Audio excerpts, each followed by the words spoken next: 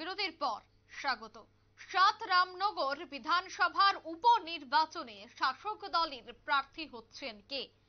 খোলাখুলি ভাবে কি সমর্থন করবে তিপ্রামথা? এটাই হচ্ছে মূল প্রশ্ন। উপনির্বাচন নিয়ে প্রদ্যোৎ কিশোরের গুগলি কি সামলাতে পারবে শাসক দলের নেতৃত্বরা? মথার কর্মীদের চাপের মুখে রামনগর নিয়ে নয়া অঙ্ক মথার প্রতিষ্ঠাতার মাথায়।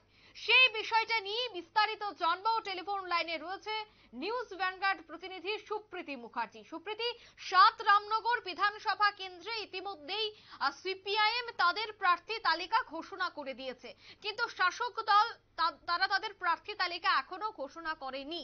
কি মনে হয়, সাত রামনগর বিধানসভার উপনির্বাচনে তিপ্রামথাকে সমর্থন করবে বিজেপিকে? কি মনে হয়?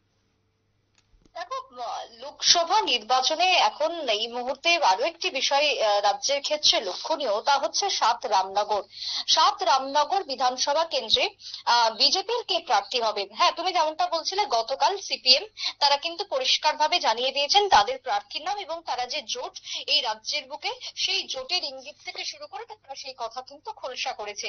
এবার সাত রামনগরের প্রথমত শাসক দলের প্রার্থী কে হবে এই নিয়ে কিন্তু এখন চুলচেরা বিশ্লেষণ চলছে। তবে আপাতত যতটা এখনো পর্যন্ত খবর, আজকে দুপুর ঠিক 2টো নাগাদ দিল্লিতে একটি বিশেষ বৈঠক হবে।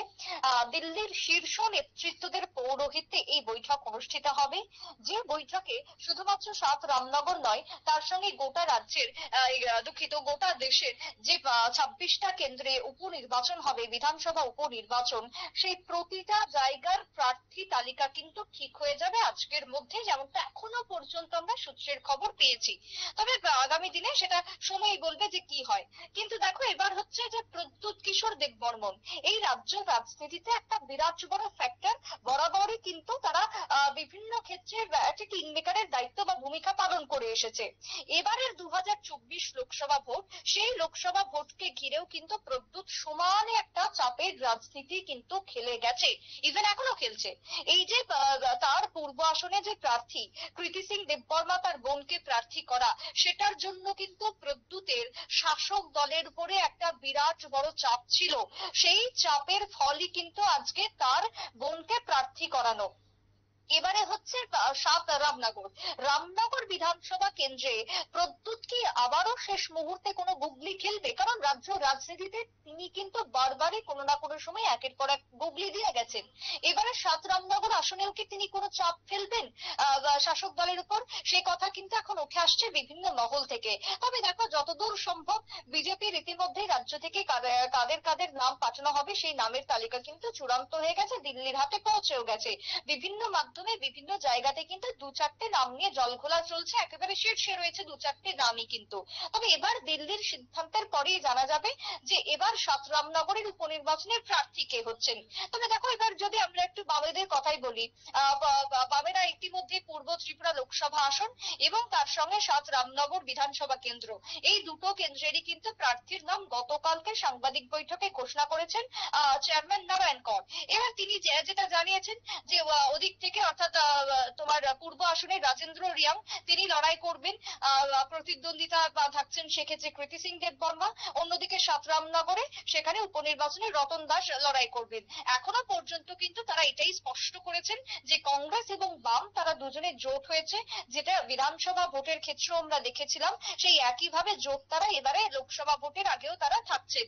কিন্তু এখনো পর্যন্ত কিন্তু শাসক দল সাত রামনগরের প্রার্থীর তালিকা ঘোষণা করেনি। সেই জায়গাতে প্রদ্যোৎ কিশোর কি আবারও চাপের কোনো রাজনীতি খেলতে চলেছেন বা খেলবেন, এই নিয়ে কিন্তু এখন একটা জলঘোলা তৈরি হয়েছে। তবে হ্যাঁ, আজকে যেটা বারবারই বলার, দিল্লির বৈঠকের পরই কিন্তু এই ছবিটা অনেকটাই পরিষ্কার হয়ে যাবে। সাত রামনগরে বিধানসভা উপনির্বাচনে বিজেপিকে খোলাখুলি আদৌ সমর্থন করবে কিনা মথা, সেটাও কিন্তু একটা পরিষ্কার হয়ে যাবে। তবে মথা এবং বিজেপি দুজনের মধ্যে এই মুহূর্তের পরিস্থিতি যে খুব একটা ভালো সেটা কিন্তু নয়, রাজনৈতিক মহল যেটা স্পষ্টভাবে ইঙ্গিত দিচ্ছে। কারণ দুটো ক্ষেত্রেই কিন্তু একটা চাপের রাজনীতি কাজ করার জন্য মনোমালিন্য বলো বা তোমার একটা দুজনের দুই দলের মধ্যে একটা অন্তর্দ্বন্দ্ব অন্তর্কোন্দল সেটা কিন্তু কোথাও গিয়ে একটা হয়েছে, সে কথা কিন্তু রাজনৈতিক মহল মনে করছে। তাই এবারে সাতরামনগরে বিজেপির প্রার্থীকে মথা সাপোর্ট করবে কিনা সেটা কিন্তু একটা দেখার।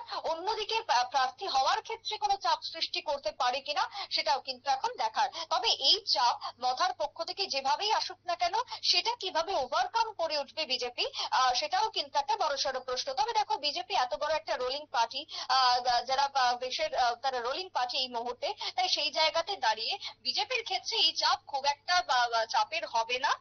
তারা আরামসেই তাকে ওভারকাম করতে পারবে।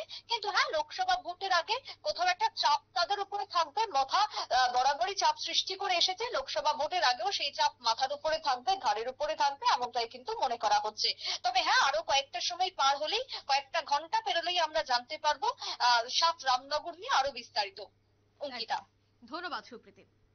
অর্থাৎ আজ যে দিল্লির বৈঠক হতে চলেছে সেই বৈঠকেই তৃতীয় দফার প্রার্থী নিয়ে মূলত আলোচনা করবে কেন্দ্রীয় নেতৃত্ব, এবং সেখানেই সাতরামনগর বিধানসভার উপনির্বাচনে শাসক দলের প্রার্থী কে হচ্ছেন সেটা নিয়েও মূলত আলোচনা হবে বলেই সূত্র বলছে।